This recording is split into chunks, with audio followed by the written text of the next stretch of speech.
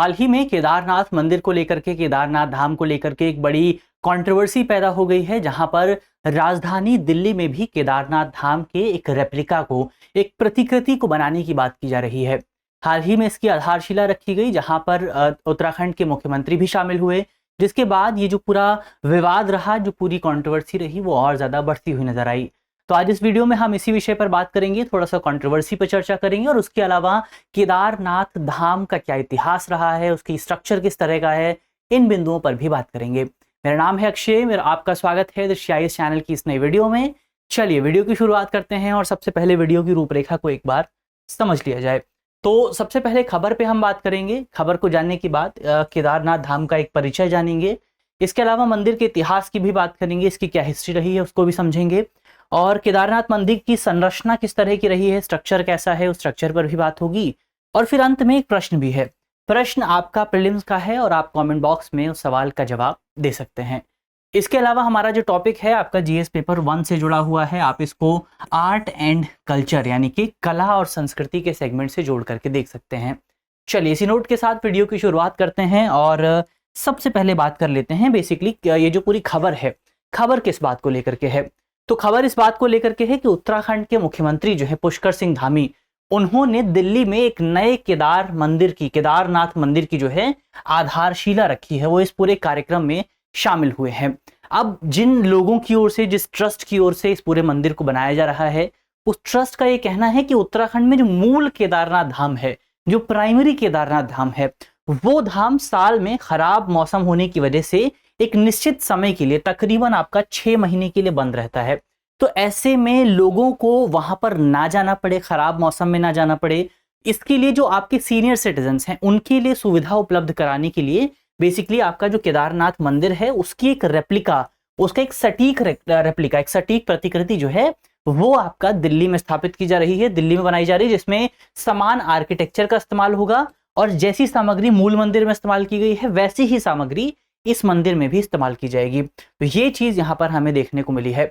अब मूल मंदिर के जो पुजारी हैं, जो आपके वहां पर जो पूजा करते हैं, जो तमाम लोग हैं, जो उत्तराखंड के तमाम लोग हैं, उन लोगों की ओर से इस नए मंदिर का, इस रेप्लिका मंदिर का जो है विरोध किया जा रहा है।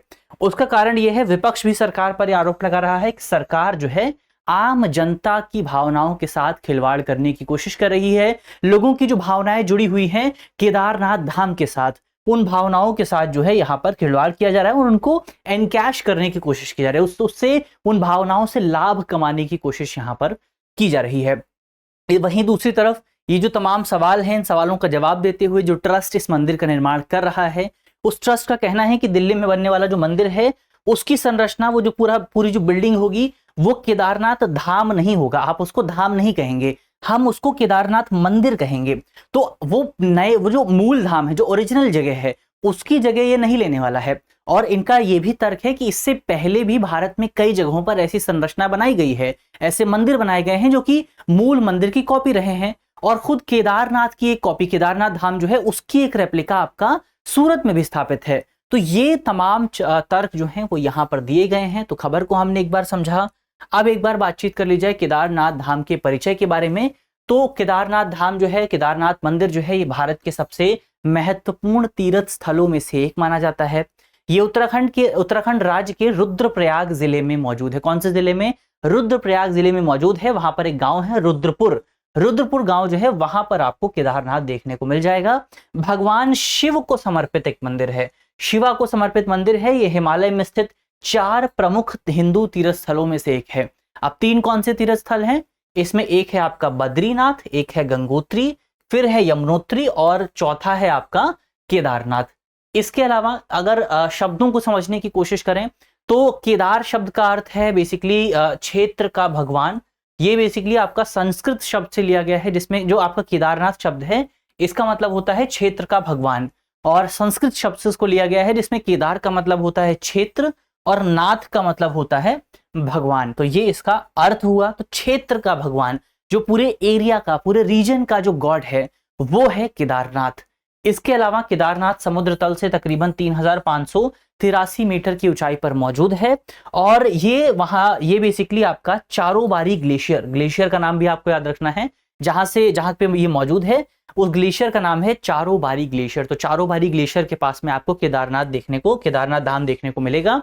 और इसी जगह से आपका मंदाकिनी नदी भी बहती है, इसी जगह से आपका मंदाकिनी रिवर भी बहती हुई आपको नजर आ जाएगी। तो आपका जो केदारनाथ धाम है वो कहां पर मौजूद है, वो मंदाकिनी रिवर के किनारे मौजूद है, मंदाकिनी नदी के किनारे मौजूद है।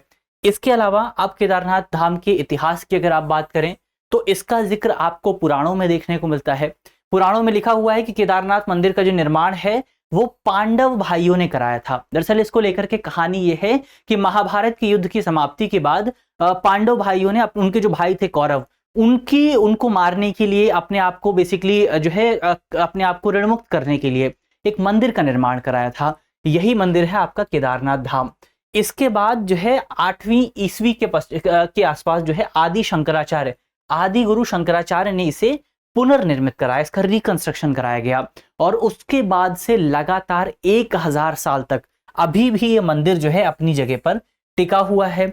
इसके अलावा कई भूगर्भ अर्थशास्त्री हैं जिन्होंने यह दावा किया है कि जो मिड आइस एज थी, मिड आइस एज के दौरान ये जो मंदिर है, ये मंदिर 400 सालों तक बर्फ के नीचे दबा रहा था। और जो मिड आइस एज थी वो आपके तकरीबन 1300 से 1900 ईस्वी के आसपास आपको देखने को मिलती है।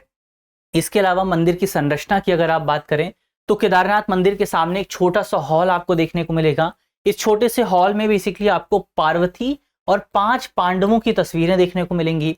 इसके अलावा मंदिर के प्रवेश द्वार पर आपको एक हॉल मिलेगा जिस हॉल में भगवान कृष्ण, पांडव और द्रौपदी की मूर्तियां आपको मिलेंगी। और इसके साथ साथ इसके अलावा इस मंदिर में आपको नंदी, शिव का जो वाहन है नंदी, इसके अलावा वीरभद्र आपका शिव के राक्षसों में से एक है। इसके साथ साथ और जो दूसरे हिंदू पौराणिक जो हिंदू पौराणिक कथाएं हैं उनके जो अन्य देवता हैं वो देवता भी यहाँ पर आपको मिल जाते हैं। इसके अलावा मंदिर के द्वार के बाहर अगर आप देखें, जब तस्वीरों में आप देखेंगे केदारनाथ धाम को, तो वहां पर बाहर आपको एक नंदी की भव्य मूर्ति मिल जाएगी। नंदी कौन है? भगवान शिव का वाहन है। इसके अलावा केदारनाथ मंदिर के भीतर आपको एक शंखाकार चट्टान भी मिलेगी, एक चट्टान की संरचना आपको मिल जाएगी। और ये जो चट्टान की संरचना है ये शिव के सदाशिव रूप के रूप में इसको पूजा जाता है, सदाशिव फॉर्म के तौर पर इसको पूजा जाता है, ये जो संरचना आपको मिलेगी अंदर। इसके अलावा मंदिर के अंदर पूजा के लिए एक गर्भगृह भी मौजूद है और तीर्थ यात्रियों के लिए एक मंडप आपको वहां पर देखने को मिलेगा। इसके अलावा ये जो मंदिर है, इस मंदिर का जो पत्थर है वो भूरे रंग का है, तो भूरे रंग का पत्थर यहाँ पर इस्तेमाल किया गया है।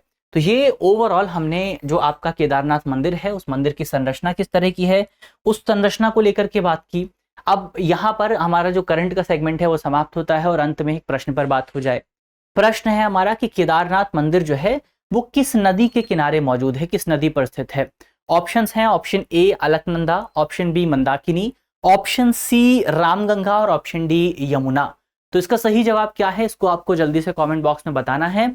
हमने वीडियो में इस सवाल के सही जवाब पर बात की है, तो अगर आप जवाब नहीं दे पा रहे हैं तो एक बार वीडियो को वापस से रिवाइंड करिए और वहां से इस सवाल के जवाब को ढूंढने की कोशिश करिए। मिलते हैं आपसे अगली वीडियो में, तब तक के लिए अपना ख्याल रखिए, ध्यान रखिए, पढ़ते रहिए। धन्यवाद।